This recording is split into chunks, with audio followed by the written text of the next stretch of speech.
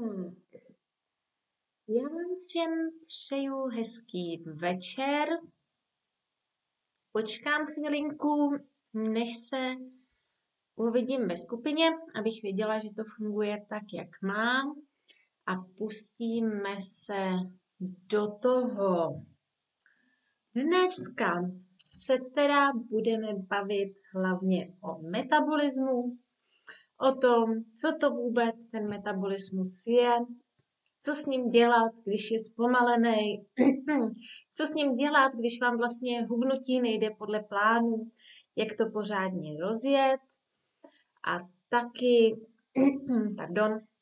a taky o tom, jaký přesně kroky podniknout, aby se celkově ten metabolismus zlepšil. Tak jo, vypadá to, že všechno funguje, tak jdeme na to. Nejdřív teda zase něco málo o mně. Víte, že já tady to nemám ráda, ale je dost pravděpodobný, že je tu někdo, kdo třeba na tom vysílání minulý měsíc nebyl, takže si říká, kdo vlastně jsem. Já jsem teda Lucka, založila jsem tuhle skupinu domácí cvičení a zdravý hubnutí, ve který si teďka povídáme. Jsem teda výživová poradkyně, radím převážně ženám, ale mám klienty i z řad mužů a snažím se lidi učit jíst zdravě, s běžnýma potravinama a bez doplňků, protože mi přijde, že teďka většina lidí má pocit, že bez doplňků to ani nejde. Učím je to tak, aby to pro ně bylo dlouhodobě udržitelný, tak nějak v rámci možností jednoduchý a taky příjemný a hlavně, aby se to dalo tak nějak skloubit s rodinou, s prací a s nějakým normálním životním stylem, aniž byste prostě řešili pořád jenom to hubnutí jako takový. Dělám to vlastně proto, že sama jsem hubnula 2krát, po 2 dětech, po 2 porodech. Tady mám zrovna takovou vtipnou fotku, mi tady leží dítě na zemi, to je mladší dcerka, kdy jsem hubnula právě po tom 2. porodu, takže vím, jaký to je hubnout, vím, že ty informace, co člověk nachází na internetu, jsou často úplný blbosti, ty informace si navzájem odporujou a člověk vlastně neví, čím se řídit, co si vybrat. Proto vlastně já se snažím to lidi učit tak nějak rozumně, opravdu selským rozumem, ne nějakýma složitýma hloupostma, preparátama, náhražkama a tak dále, protože si myslím, že opravdu zhubnout může prostě každej, jenom je potřeba najít nějakou tu cestu, která mu bude vyhovovat a hlavně ho to nebude obtěžovat, protože co si budeme, to hubnutí není to úplně jednoduchý, nějakou chvíli to zabere a když prostě na to jdete způsobem, který vám nevyhovuje, tak se na to brzo vykašlete a stojíte zase na startu. Tak, to by o mě, myslím, stačilo, tak nějak pro představu a pustíme se do toho. Nejdřív takový shrnutí, co všechno se dneska dozvíte. Mám to tady rozdělený na několik bodů, počítám, že tu spolu budeme asi tak hodinku, jo, možná míň, ale já se ráda rozpovídávám, zkusím to nějak ukočírovat. Co je to metabolismus a proč vůbec byste se o něj měli zajímat, k čemu to vlastně je? Jak poznáte, že můžete mít zpomalený metabolismus?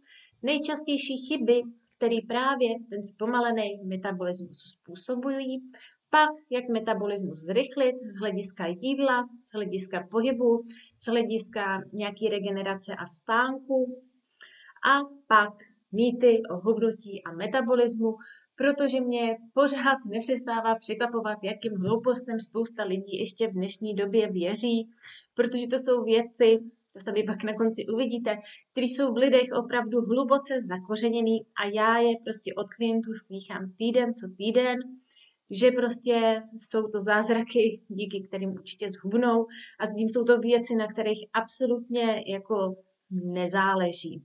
Jo, takže takhle takový shrnutí a hned se teda pustíme do prvního bodu, co je to metabolismus a proč na něm záleží. Metabolismus je teda souhrn všech procesů v těle, které přeměňují jídlo na energii. Není to nijak vědecký, prostě jsem se snažila vám to co nejvíc jednodušit. Celkově se pokusím na vás nechrlit nějaký složitý terminologie, Říkám, snažím se to dělat tak, aby to všichni pochopili. Takže takhle energie je využívána pro fungování orgánů, trávení, pohyb, regeneraci. Prostě úplně pro všechno, co vy přes den děláte a taky co vaše tělo přes den dělá. Protože vy samozřejmě, i když sedíte u televize, tak to tělo není ve standby módu, ale pořád tam jedou nějaký procesy, mozek pracuje, orgány fungují, krev teče a tak dále. Takže tohle všechno se tam samozřejmě započítává. Každý člověk má jinou rychlost toho metabolismu. Ovlivňuje to samozřejmě věk. Víte, že třeba u žen, hlavně po 50 se to láme, ten metabolismus se zpomaluje, svalová hmota jde dolů, tuky naopak se navyšujou. Pak samozřejmě i genetika. Určitě máte v okolí někoho, kdo prostě neslousne, i když prostě toho sní na kila. A naopak, třeba to jste právě vy, nebo zase někoho takového znáte, kdo ten metabolismus celkově už odmala má pomalejší a musí to jídlo prostě víc hlídat a víc se hýbat k tomu, aby ty tuky mu nenaskakovaly.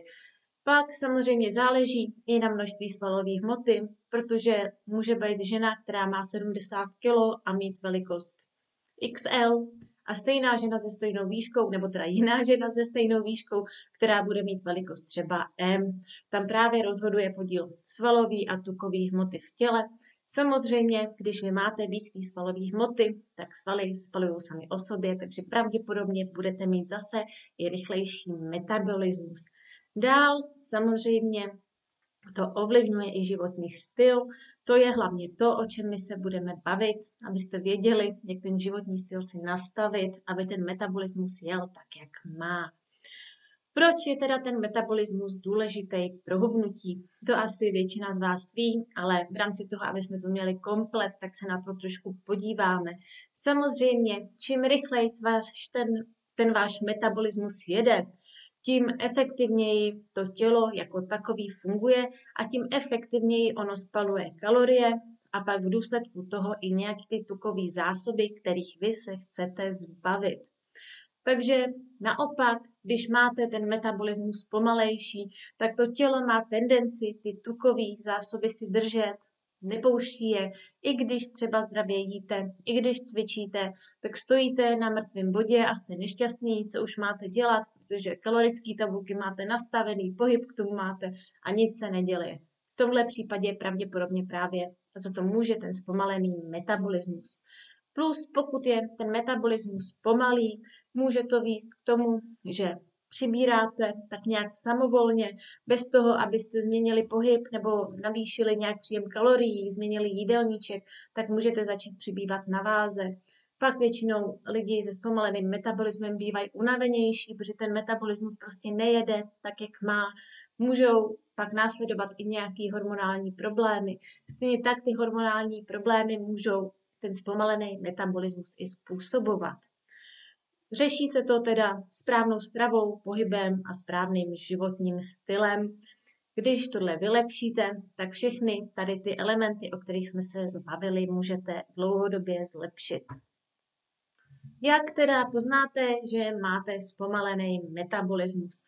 Pokud jste si ještě nedělali, tak já jsem si pro vás připravila takový malý test metabolismu. Je to opravdu jednoduchý test o pár otázkách. Máte tady QR kód. Kdo ještě nedělal, můžete si ho udělat.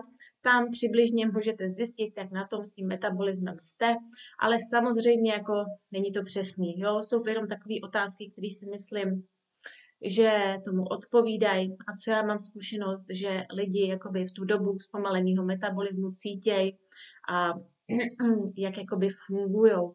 Celkově ten metabolismus se dá tak nějak změřit, je na tom měření, říká se tomu kalorimetrie, hrozný slovo, jsem si říkala, že se to určitě zakoktám. Jo, tam se měří spotřeba kyslíku a produkce naopak oxidu uhličitého, ale už je to jakoby speciální měření, není to úplně levný, není to úplně všude. Za mě, jako pokud nemáte nějaký extrémní zdravotní problémy, tak takovýhle složitý měření nepotřebujete. Vy totiž, jestli máte ten zpomalený metabolismus na sobě, většinou velmi dobře poznáte. Jo? A jak? Máme tady několik bodů, které většinou na něj odkazují.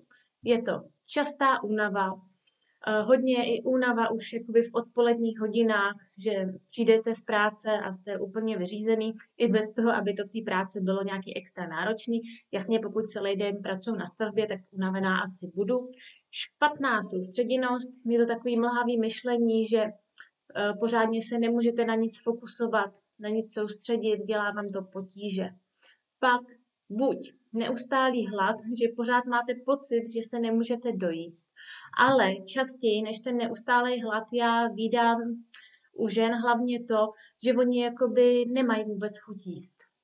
Opravdu to už jsou jakoby ženy, které za den snědí plácnu, jo, 2 rohlíky a jim to stačí. Oni jakoby ten hlad vůbec nepociťujou a jakoby nemají vůbec ani jako na to jídlo chuť.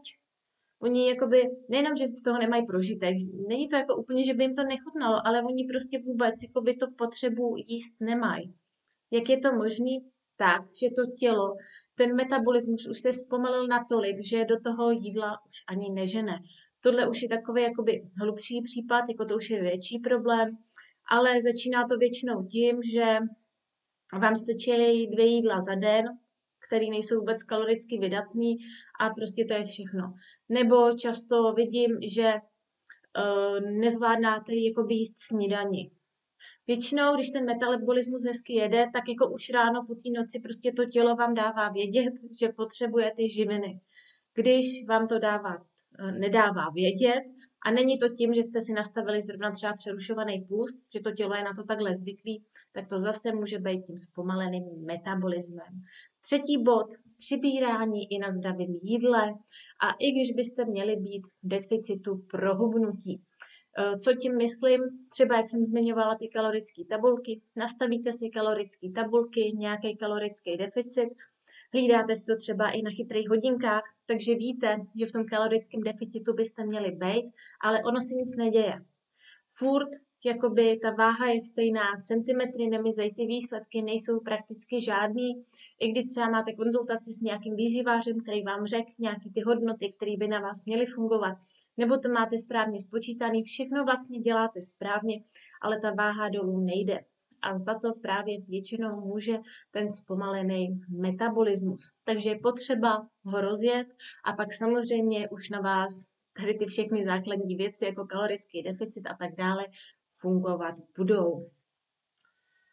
To je vlastně podobný bod jako hned ten další, hubnutí i při správném postupu podle plánu nejde. Další věc, která není úplně zas tak moc častá, ale taky se s ní setkávám, věčně studené ruce a nohy. Zase, jak ten organismus celkově správně nefunguje, tak nefunguje ani ta termoregulace.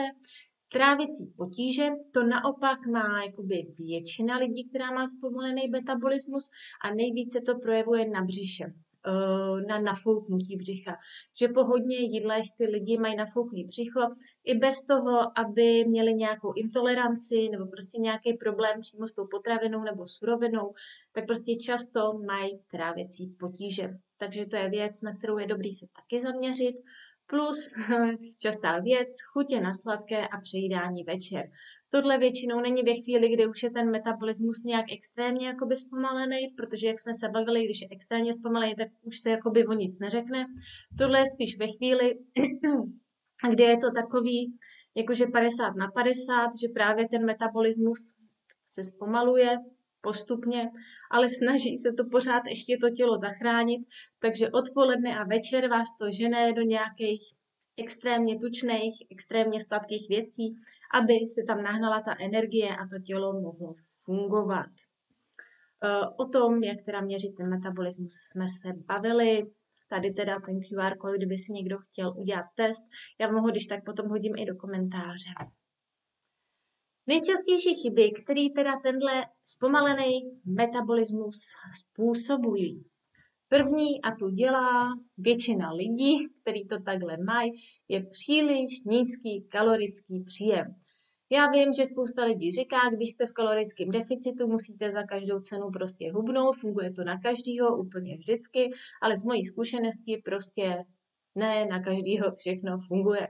A pokud vy dlouhodobě jste měli nízký kalorický příjem, a to z důvodu nějaký pytlíkový diety, nebo že jste si neordinovali nějaký půst, nebo prostě jste drželi třeba nějaký low carb, keto, ale s tím, že tam ten denní příjem nebyl správný, tak ten metabolismus se prostě zpomalí. A je to úplně logický, protože tělo ve chvíli, kdy nemá ani na bazální metabolismus, což je nějaká základní hodnota, kterou to tělo potřebuje k fungování, tak prostě musí nějaký ty procesy zpomalit a omezit, protože fungovat musí. Ono jako to tělo se ze dne na den v téhle chvíli ještě jakoby nesloží. Jo, takže všechno se zpomalí a tím pádem ten metabolismus nejede tak, jak má. Pak často, to vás možná udiví, se setkávám s tím, že je to u lidí, kteří to přehánějí s kardiocvičením. Opravdu ještě často je to v kombinaci s tím prvním bodem a zase jsou to jako, říkám, hlavně pracuji s ženama, ale u mužů se mi tohle teda nestává, jo. Ale u žen je to hodně častý. Chci zhubnout, tak budu každý den jezdit na rotopedu a k tomu snížím porce. Jo, a to je kombinace prvního a druhého bodu. To tělo je ve stresu z nízkého kalorického příjmu, nemá dostatek kalorií, plus vy k tomu ještě si naordinujete nějaký vysokánský výdej, který to tělo totálně odpraví a vyřídí. Opravdu je to třeba každodenní kardio, jak jsem říká, ten rotoped, je to každý den úplně stejný pohyb pro to tělo. Takže tam jakoby ty nohy, které se tam asi zapojou nejvíc, že jo, tak nestíhají regenerovat, takže tam schází i regenerace. Takže opravdu přehnaný kardio je taky jedna z věcí, která vám může sabotovat hubnutí, místo toho, aby prostě tím, že spalujete kalorie navíc, tak abyste začali hubnout. Třetí bod, taky častá věc, nedostatek spánku a vysoký stres. O tomhle jsem nedávno psala článek, můžete se podívat, když tak na moje webovky, fitnessstress.cz, asi to znáte, články vám házím do skupiny pravidelně. Jaký vliv má stres a spánek na hubnutí? Nebudeme to dneska úplně rozebírat do detailu. Funguje to tak, že se vyplavuje stresový hormon kortizol a ten právě může za to, že to tělo tuky nespaluje, ale naopak je ukládá je hlavně na břiše. Opravdu tohle vídám každou chvíli, když tady někoho takového mám, kdo jakoby jí zdravě cvičí, tak nějak jakoby všechno dělá dobře, ale ten tuk na břiše prostě má a nejde mu dolů s tím, ať se snaží, jak se snaží, tak se ho ptám na to, jak spí, jakou má regeneraci po cvičení a taky, jestli právě nemá moc stresu, protože o tomhle se tolik nemluví, ale zrovna ta hlava, ten stres a ten stresový hormon, ten kortizol, vám dokážou to hubnutí klidně úplně v žiku sabotovat. Jo? Nebavíme se tady o stresu, že mě dneska třeba vytočilo dítě, že dostalo 5 ve škole, jo. Tohle je prostě takový dlouhodobý stres, který prostě přetrvává, musíte ho chroustat každý den pořád do kolečka. Měla jsem takových několik klientek, který opravdu začali hubnout až ve chvíli třeba, to bude znít dost radikálně, ale až ve chvíli, kdy změnili práci. Jo, až v té chvíli, kdy změnili práci, našli si nějakou pracovní pozici, kde jim bylo dobře, kde jakoby oni byli klidní a každý den se třeba do té práce úplně nebáli chodit, tak až v té chvíli začali hubnout a nic jiného nezměnili. Opravdu nic jiného nezměnili, krom toho, že snížili ten stres. Jo? Takže nedostatek spánku a stres. Nedostatek spánku, stejná věc, taky vám to způsobuje stres a taky vám to vyplavuje ten kortizol. Poslední bod, nepravidelné jídlo nebo dlouhé hladovění. Tohle je vlastně podobný bod jako ten první, nízký kalorický příjem. Co tím myslím? Nemyslím tím to, že nejíte 5krát denně, ale myslím tím, že si dáte snídani, pak nemáte čas, někde jezdíte a dáte si, snídani jste si dali třeba v 7 a oběd si dáte až ve 4 odpoledne. To pro to tělo prostě už je docela velký časový období a když vy takhle jakoby ten nepravidelný režim máte hodně často, tak prostě ten metabolismus vám to jistě zpomalí. Jak tedy metabolismus zrychlit? Nejdřív si to povíme tady v bodech, pak to víc rozebereme. Za prvý teda, to je vám asi jasný, dostatek kvalitního jídla. O tom, co je dostatek, se ještě pobavíme. dostatek kvalitního jídla a hlavně všech živin, který tělo potřebuje. To taky probereme do detailu. Pravidelně se hýbat, ideálně běžný pohyb, takže chůze plus nějaký silový trénink a k tomu klidně kardio pro kondici, ale ne prostě nedělat jenom do zblbnutí, do kolečka kardio, to ničemu vůbec nepomůže. Což většina lidí, když má pomalej metabolismus, si myslí, že právě by to kardio měli dělat pořád. Tak ne, jako za mě to tak není a mám oskoušený zase prostě na spoustě lidí, že to tak není. Že víc vám pomůže běžný pohyb a silový trénink. Dobře spát a zvládat stres. Jak zvládat stres? Tohle samozřejmě je těžký, takže zaměřte se minimálně na ten spánek, dodávat tělu důležité živiny, to jsme si říkali, dbát na regeneraci, to tělo nepřetěžovat, nepřetrénovat se a dodržovat pitný režim, protože jak asi víte, bez pitného režimu nic nefunguje tak, jak má. Naše tělo je víc než 50% voda, takže vy, když mu tu vodu nedodáváte, tak ono prostě správně fungovat ani nemůže. I když všechny ty předchozí body budete mít pořešený a bude vám chybět ten pitný režim, tak to prostě ono vůbec nebude. Proč je teda důležitý dostatek jídla? Jak jsme si říkali, když je dlouhodobě nízký kalorický příjem, ať už z hlediska nějaký diety, nebo třeba kvůli tomu, že právě máte v tom jídle nepravidelnost a jíst nezvládáte, tak se metabolismus zpomalí. Tělo teda šetří energií, aby mělo na to základní fungování. Takže ono v té chvíli, kdy tu energii nemá na základní funkce, tak ji nebude ještě pouštět z těch tukových zásob, radši celé to tělo zpomalí. A vás taky zpomalí. Vy pak jste právě unavený, můžete být nervózní, můžete být nesoustředěný, můžete být prostě takový jako bez nálady, jako všechno vám přijde takový o ničem, protože to tělo je prostě v takovém stand-by módu a nic moc jakoby nedělá. Jakmile teda vy začnete jíst tak nějak normálně, tak kila jdou nahoru. Tohle se týká hlavně těch diet, kdy možná se vám to stalo, je to takovej syndrom věčný dietářky. Budu jíst poloviční porce, abych zhubnula. Tak něco zhubnu, ale pak jako časem už jako ta váha stojí a nic se neděje. Tak si říkám, no tak co budu dělat, tak poloviční porce. Tak jsem ještě četla, že by bylo dobrý vyřadit sacharidy. Tak jim teda malý porce a ještě z jídelníčku vyházím přílohy a pečivo.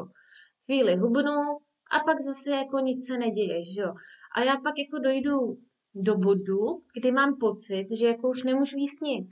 Že já projdu kolem cukrárny a přiberu jen z toho, že jsem ten zákusek viděla. A mám prostě pocit, že přibírám už z vody. A říkám si, tyjo, tak proč tamhle Věrka hubne, když má úplně normální jídla a já tady prostě za den s ním 3 misky salátů a jako nic se neděje.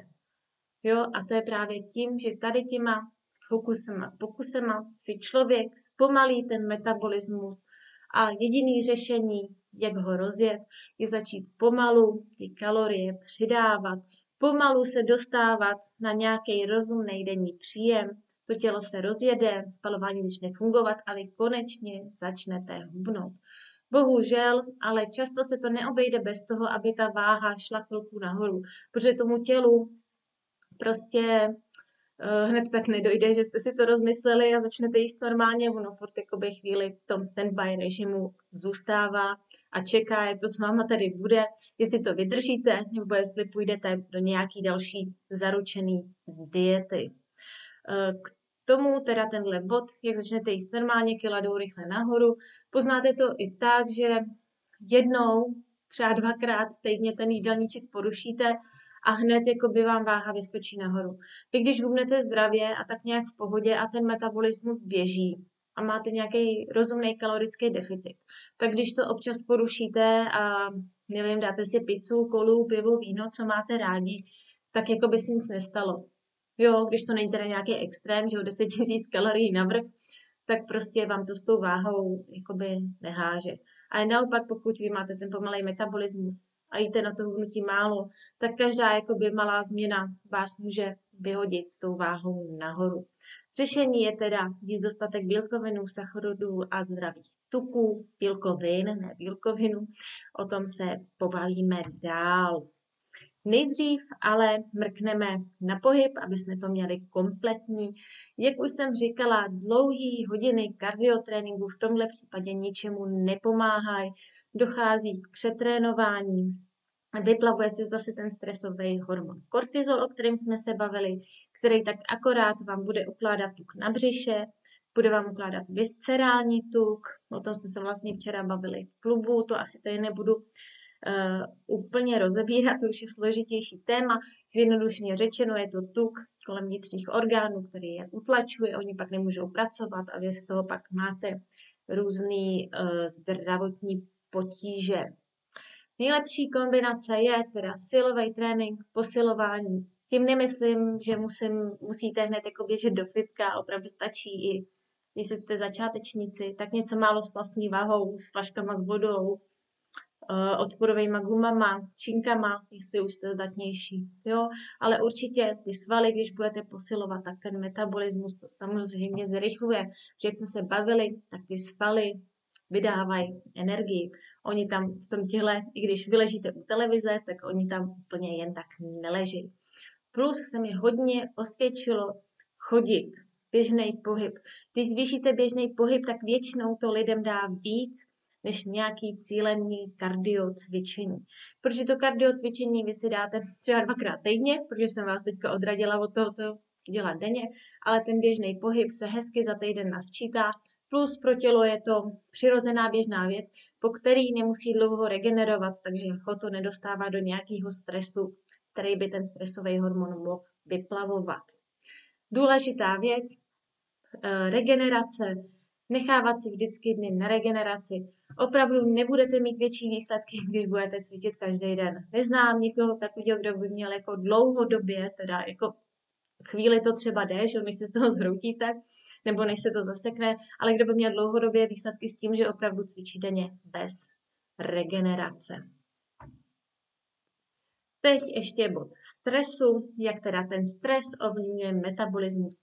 Už jsme se bavili o tom kortizolu, stresovém hormonu, takže dlouhodobý stres, opravdu tímhle myšlou ten dlouhodobý stres, ne to, že vás jeden den něco nakrkne, vám zvyšuje ten kortizol, který brání tomu odbourávání tukových zásob, ale naopak ty tukové zásoby drží a drží je hlavně na břiše, což řekněme si to na rovinu, my ženy inklinujeme k tomu mít víc toho tuku na břiše, je to normální, je to prostě z hlediska genetiky, je to z hlediska toho, že tam máme důležitý reprodukční orgány, takže je to normální, že ženy toho tuku na břiše mívají víc než muži, ale tady ten břišní tuk, který ukládá ten kortizol, to už je ten vnitřní, teda ten viscerální a to břicho pak prostě vypadá příšerně. Jaký je řešení? Dostatek regenerace, dostatek spánku. Opravdu ten spánek tolik lidí podceňuje. Spát aspoň těch 7 hodin, pokud to tak nějak jde. Chápu, že jsou profese, kde lidi mají denní, noční a prostě úplně to nejde, ale pokud to jen trochu jde, tak opravdu spát a nastavit si ten spánkový režim nějaký rozumný, ať ho máte pořád podobný, pokud to jde. Jo, ukládat si v podobnou hodinu, vstávat v podobnou hodinu, to tělo vás za to bude zbožňovat a ten metabolismus taky. Zase znám spoustu lidí, kterým jediná věc, která chyběla k tomu, aby zhubli, bylo právě spát. Jo, že vám to přijde trošku divný, ale taky spousta lidí jedla zdravě, cvičila a dokud nezačali něco dělat s tím spánkem, tak prostě nehubnuli. Takže bacha na to, pořádně se dneska vyspat. Plus teda nepřipínat se při tréninku, o tom jsme se bavili, dostatek regenerace, velmi důležitá věc. Teď se ale vrhneme zpátky teda na to jídlo, na to stravování, podíváme se na reální věci, co vy byste měli v tom jídelníčku mít zastoupený v nějakém rozumném poměru, aby ten váš metabolismus spaloval tak, jak má. Můžete schválně mi napsat do komentářů. Jo, koukám, pořád vysíláme. Můžete mi když tak napsat do komentářů, jestli najdete, kterou z těch složek v tom jídelníčku nemáte. První Bílkoviny. Víte určitě, že bílkoviny pro hubnutí jsou strašně důležitý, všude se o tom píše, všude se o tom mluví, tak dneska si teda ve zkratce povíme proč. Ještě by bylo asi dobrý zmínit, co je to dostatek bílkovin. Ty bílkoviny jsou tak přibližně třetina vašeho jídelníčku, jo. Většina lidí jako běžně jich má tak asi 1/5 nebo 1/10. Většina lidí má opravdu těch bílkovin málo. A ty bílkoviny byste měli mít v každém jídle a v každém jídle dostatečnou porci.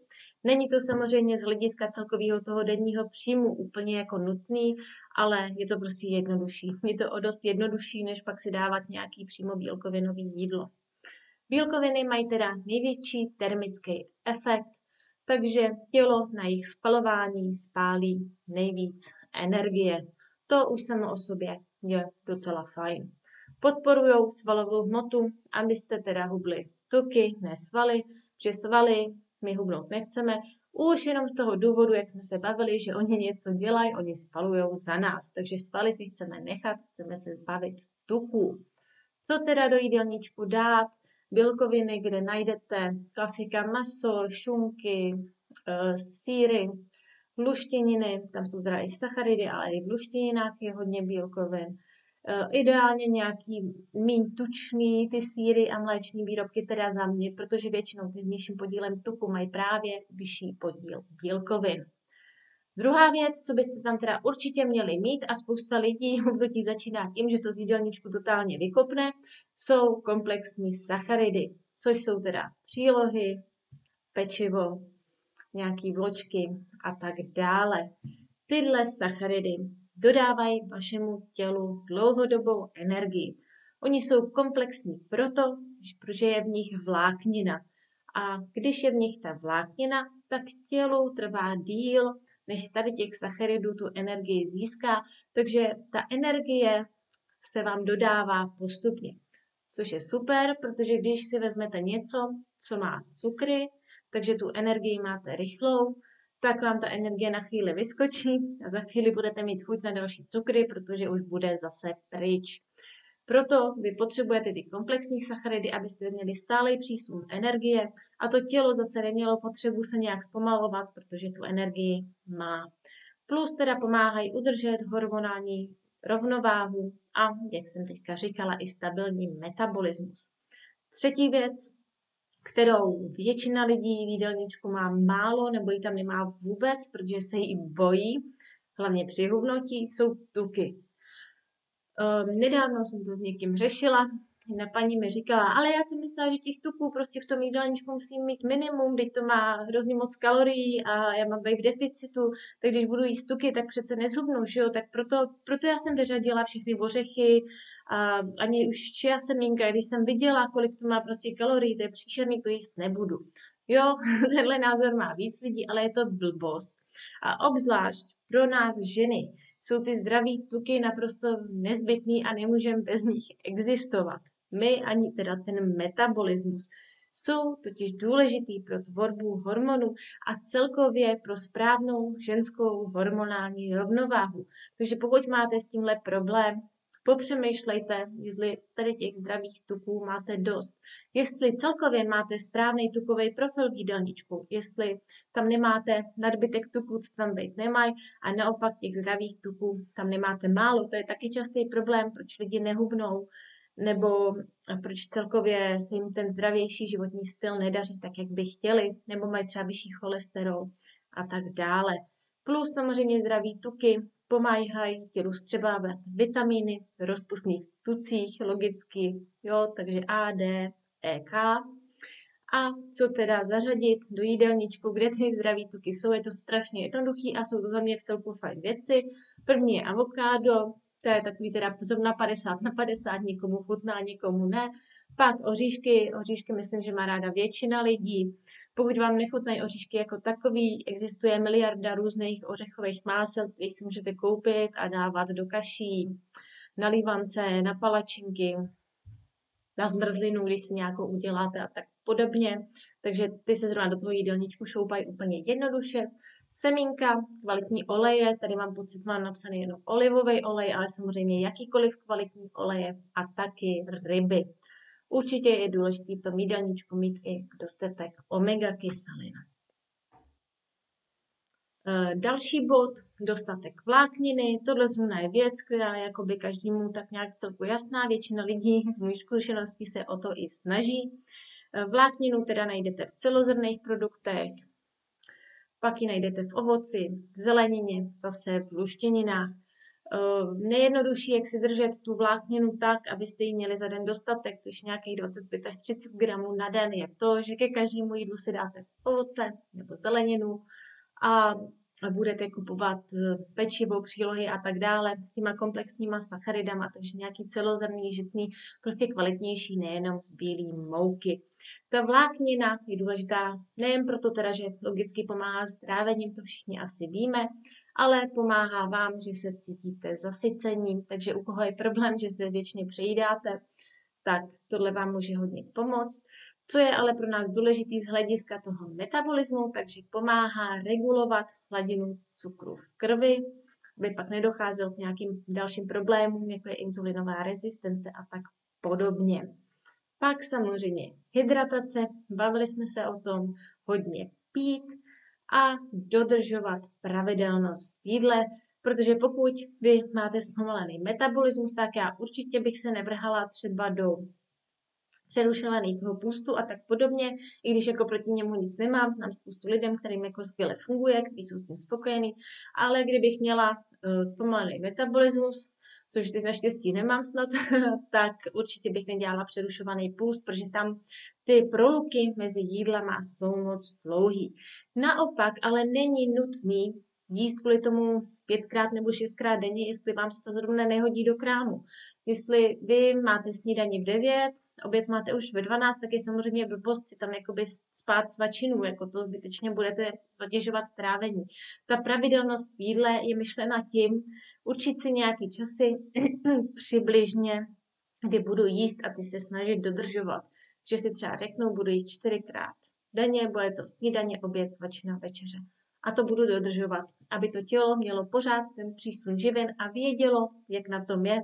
A když ono bude vědět, že v jistou dobu dostane dostatek té energie a živin, co potřebuje, tak nemá žádný důvod k tomu ten metabolismus zpomalovat. Jak jsem slíbila, ještě se teda podíváme na mýty o hubnutí a teda i metabolismus. První je zrovna to, o čem jsme se bavili, že musíte jíst 5krát a 6krát denně, jinak se metabolismus zpomalí. Ne, ten metabolismus se zpomaluje tím, že vy v tom nemáte systém a jíte špatně. Není to proto, že jste prostě místo 5 jídel nebo 6 snědli 4, tak to není. Je to opravdu o té pravidelnosti a kvalitě jídla, ne o tom, že to musí být za každou cenu po 3 hodinách a 5krát denně malý porce. Druhá věc, kterou pořád od něho posloucháme, je to strašná blbost, je, že nemůžete jíst po 6. hodině. Nevím vůbec, kdo a proč to vymyslel, ale přibírá se tím, že prostě jíte moc nebo jíte špatně. Není to tím, že se najíte v 6:30 nebo v 7:30. Když budu chodit spát ve 2 ráno, tak je přece hrozná blbost se najíst v 6, protože budu mít pak strašný hlad. A nemusí to být ani ve 2 ráno. Já třeba chodím spát v 11 a kdybych se najedla v 6 jako poslední jídlo, tak bych jako taky by to pro mě nebylo komfortní ani příjemný.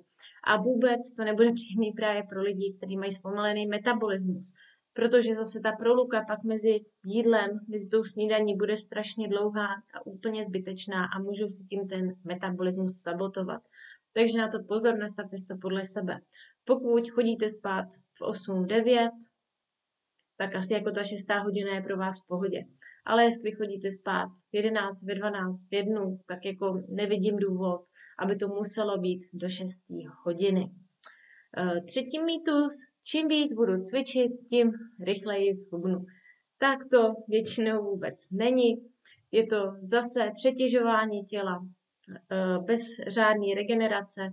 Nejenom, že si můžete teda zadělat na nějaký metabolický syndrom, ale taky tam může být problém v tom, že to tělo bude přetrénovaný, a můžete mít nějaké zranění, což samozřejmě nikdo z nás nechce. Takže neznamená to, čím víc cvičím, tím víc hubnu. Vždycky stejně to hubnutí je hlavně o jídle, takže jestli špatně jíte, tak to nepřecvičíte. Málo kdo to přecvičí. A i když to přecvičí, tak stejně pak hubne svaly, ne tuky, takže si stejně v něčem úplně tak moc nepomůže. Detoxikační diety čistí tělo a zrychlují metabolismus. Teďka zase začíná jaro, tak to na mě skáče ze všech stran, detox tohle a tyhle tablety na odvodnění a tam ty na očištění jater a tam ty, nevím, odkyselte se, nebo co to ještě existuje za různý pitomosti. Tohle všechno samozřejmě je blbost. Tělo má svoje vlastní detoxikační mechanismy, takže vy ho nemusíte nějakým způsobem detoxikovat. Opravdu nejste radioaktivní po zimě, nejste toxičtí. Pokud máte pocit, že vaše tělo potřebuje pročistit, tak na to nejděte takovýhlema věcma. Jděte na to právě tím správným jídlem, o kterém jsme se bavili. Protože když tomu tělu dáte to správné palivo, tak ono se pročistí hezky samo a uvidíte, že se budete cítit o moc líp, než když se vrhnete třeba na půst se zeleninovejma šťávama při úplňku nebo takový ty různý věci, co se aktuálně dělají. Nebo investujete 5000 do nějakých hloupých preparátů, po kterých vám bude tak akorát zle. Poslední mýtus, při hubnutí musím vyřadit sacharidy, o tom už jsme se bavili, je to blbost. Sacharidy jsou prostě to, co dává vašemu tělu energii. Nejde o to je vyřadit, ale jde o to jich mít v jídelníčku tak akorát. Jediný problém sacharidů, co lidi mají, je to, že buď vybírají je špatně, takže jsou prostě na bílém pečivu a sladkostech, a nebo to, že jich mají prostě moc v porovnání třeba s těma bílkovinama nebo i zdravýma tukama. Většina lidí, když kontrolují jídelníčky, když dělám rozbory lidem jejich jídelníčku, tak už jako bez toho, abych se na to podívala, většině prostě můžu říct, že mají moc sacharidů, moc nezdravých tuků a málo bílkovin. Má to prostě většina lidí, jsme na to zvyklí, je to i tím prostě, kde žijeme, tady v České republice celkově jakoby ten základ, že jo, toho stravování je takový, že prostě ty sacharidy frčej. Jo, takže sacharidy jako takový nejsou problém. Problém je, kolik jich sníte a v jaký podobě. Jak teda nastartovat metabolismus krok po kroku? Ideálně sednout si k tomu dnešnímu živému vysílání a vypsat si, v jakým z těch bodů vy byste vlastně mohli mít problém. Za prvý máte správně jídelníček, nemáte moc velký kalorický deficit, nejte pod svůj bazální metabolismus, nejte prostě celkově málo, nemáte za sebou nějaký diety, které vám mohly ten metabolismus zpomalit. Jestli jo, tak správně si nastavit denní příjem, kolik čeho za den sníst a pomalu se k tomu příjmu dostávat, aby ten metabolismus se rozjížděl. Určitě, pokud nejste zvyklí se hýbat, tak přidat nějaký pohyb, ale ne nějak brutálně a prostě pokud jste doteď necvičili a začnete cvičit každý den, tak nejenom, že to nevydržíte a za 3 dny nebo za týden se na to vykašlete, protože vás všechno bude bolet, ale hlavně to tělo bude v hrozném stresu a šoku, takže pokud vy už teďka máte zpomalený ten metabolismus, kvůli tomu, že to tělo je ve stresu z předchozích diet a podobných věcí, a vy ještě mu naložíte kotel cvičení, tak prostě se to ještě zhorší, takže nezhubnete. Naopak prostě to tělo může vypadat ještě hůř a vám taky bude hůř. Dostatek spánku a regenerace, to je jasný. Pokud jste objevili, že stres může být váš problém, tak zkuste promyslet, jestli by se to něčím nedalo v rámci možností napravit a sledovat svůj progres a nastavit si nějaký reálný očekávání, kde chci být. Progres ideálně nesledujte na váze, obzvlášť pokud řešíte zpomalený metabolismus, tak jak jsem říkala, i když začnete dělat všechno správně, tak pravděpodobně ze začátku ta váha se může zhoupnout o nějaký kilo nahoru, což vás samozřejmě strašně demotivuje a budete se na to chtít vykašlat.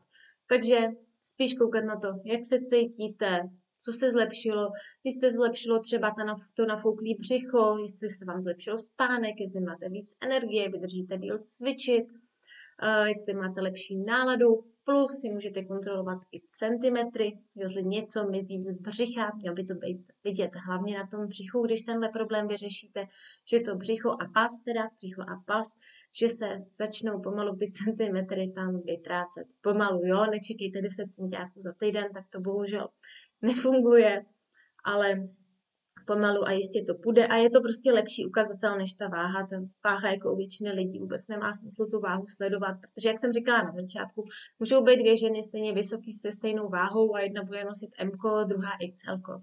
Jo, takže tam jde úplně jako o jiné věci, než o vážení a co si budeme jako krom doktora, kdo jako vaši váhu zná, kdo se na ní ptá. Jo, když budete v létě v plavkách, tak asi taky nikdo jako nebude říkat, Ježíš, kolik vážíš. Jo, spíš vám třeba řekne, ty máš vymakaný břicho, máš pevný zadek, no, třeba kamarádka vám pochválí, ale určitě jako to nebude, Ježíši, kolik vážíš. Jo, takže tak. Dobrý, tak jestli k tomu máte nějaké otázky, tak mi klidně napište do komentářů, případně jestli se do komentářů stydíte a něco by vás zajímalo, to chápu, že jako hodně lidí se nechce ptát veřejně, tak není problém mi napsat do zprávy. Normálně tady dneska vysílám jako Luca z mého osobního profilu, jako Luca Janatová, takže klidně mi napište do zprávy na ten osobní profil a já se na to podívám pak po vysílání a ráda vám odpovím.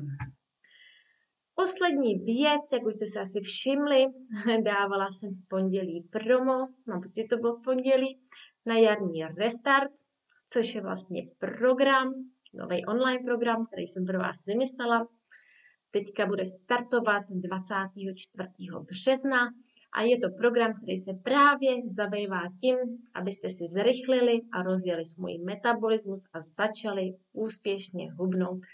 Je to teda pro lidi, kteří dneska zjistili, že problém s tím metabolismem pravděpodobně mají, pro lidi, kteří dlouhodobě nehubnou, aby se v tom sami nemotali a měli prostě plán, protože spousta lidí teoreticky ví, jak na to hubnutí jít, ale prakticky prostě proto dělá minimum, nebo prakticky přeskakuje z jednoho na druhý a tím pádem prakticky nedělá dlouhodobě vůbec nic a nevidí žádné výsledky. V tomhle jarním restartu teda je to jenom pro ženy, nechci diskriminovat muže, ale je to přímo pro ženy, protože se tam budeme právě bavit i o nějaký hormonální rovnováze a různých takových ženských tématech, takže opravdu je to jenom pro ženy, pánové mi snad prominou. Je tam teda plán na 30 dní, každý den budete mít jeden úkol, jednoduchý úkol, nebojte se, není to nic složitý, říkám já sama mám 2 děti a práci, takže vím, že nemýváme úplně moc času, bude to jednoduchý úkol. Díky těm jednoduchým úkolům vy krok za krokem začnete zlepšovat teda ten svůj metabolismus a rozjíždět hubnutí. Je to krok po kroku proto, aby pomalu jste ty nový návyky a ty správné návyky dostali pod kůži a aby se vám začalo to hubnutí teda dařit. Budou tam živý vysílání, podobně jako jsme měli dneska tady. Budou teda na témata metabolismus a hubnutí, abyste měli ucelené informace o tom, co vlastně byste měli dělat a jak to všechno funguje. To je pro takový ty lidi, co se rádi vzdělávají. Pak to převedeme samozřejmě do praxe v tom plánu. Dál, abyste nic nemuseli vymýšlet, budou tam vzorové jídelníčky, budou tam recepty a budou tam cvičební plány, takže nemusíte lovit různě po internetu, co jíst a jak si to poskládat.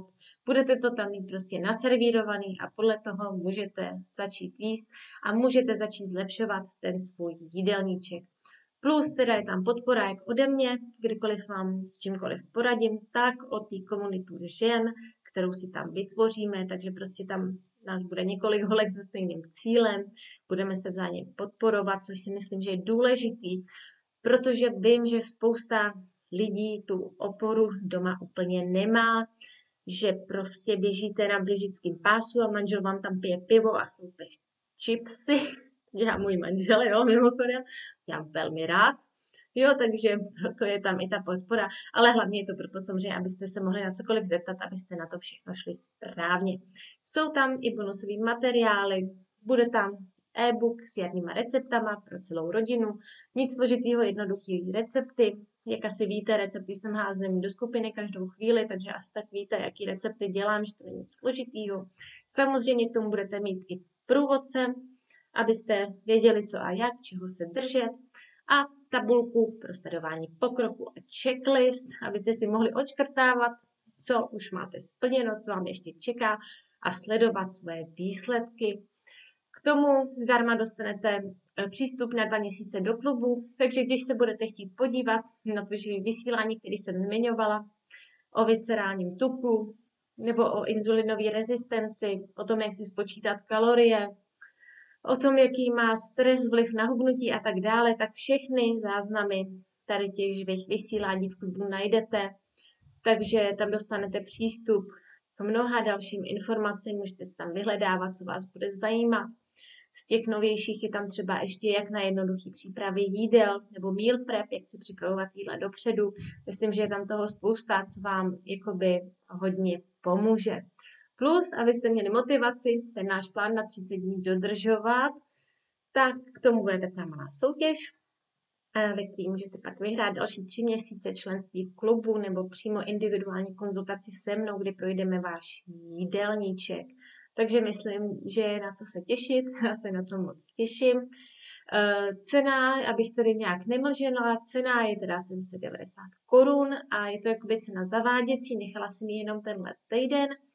Je platná jenom teďka do neděle, pak už bude cena klasická. Chtěla jsem to nechat takhle ještě, abych to mohla nabídnout vám na tom webináři, abyste to jako členové skupiny měli levnější, abyste to neměli za tu plnou cenu. Ještě teda pro koho to je, i když jsem to zmínila, jak vidíte, tak já ráda přeskakuju.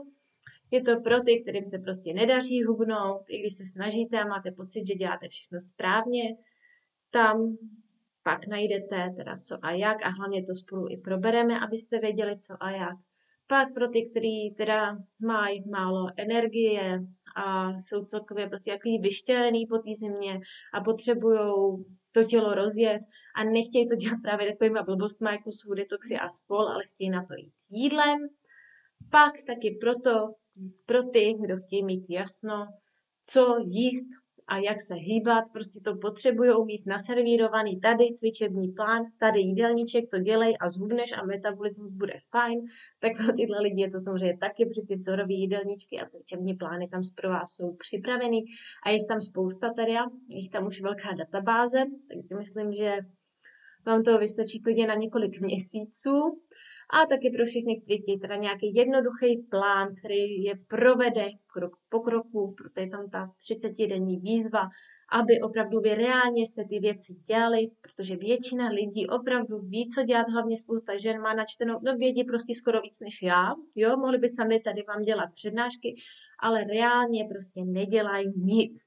Proto tenhle jarní restart je o tom, že my to začneme dělat a začneme to dělat společně a protože jen když to budete dělat dlouhodobě a pravidelně, aspoň těch 30 dnů, abyste si to dostali pod kůži, tak jenom v té chvíli uvidíte výsledky.